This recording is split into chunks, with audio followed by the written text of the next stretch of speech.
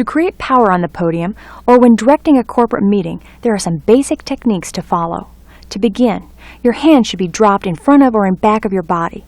Think of a regal pose, or how you might see the First Lady photographed. The only time your hands come above your waist would be to gesture. If you are particularly nervous, clasp your hands behind your back in a Prince Charles pose. Squeeze your hands behind your back when you are nervous instead of biting your lips. No one can see what is happening behind your back, and this broadens the shape of your shoulders, creating a powerful image. Correct posture allows you to breathe into your power centers. The most powerful point of your body is located about 3 inches below your navel.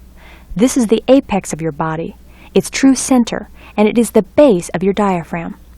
Think of some fashionable historic poses. Bustles worn in the 1800s fostered the Grecian bend. They forced ladies' abdomens forward and their shoulders back. The Gibson girl stood straight and tall with a bone corset and a high bone collar that dug into her flesh.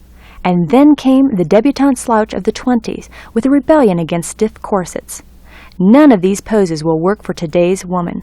To project power on the podium or strength before entering a negotiation, think about planting your feet solidly on the ground and align your body so oxygen can get into your power centers. Have you ever watched someone watering their yard and the hose becomes tangled and bends in half?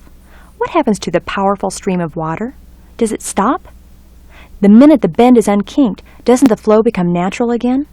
The same is true of your personal power. Simple as it may seem, poor posture can cut you off from your stream of energy, and your audience will know it. How many times have you actually held your breath when facing a confrontation or a big assignment? Or have you held your breath with little things, allowing them to become bigger than they should? Think about a patriotic public function.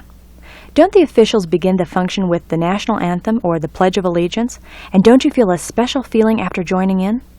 The national anthem, the Pledge of Allegiance, or your company motto gets everyone breathing in sync with each other, creating a form of unity. Did you know when you stop breathing, it shows on your entire body? You tense up.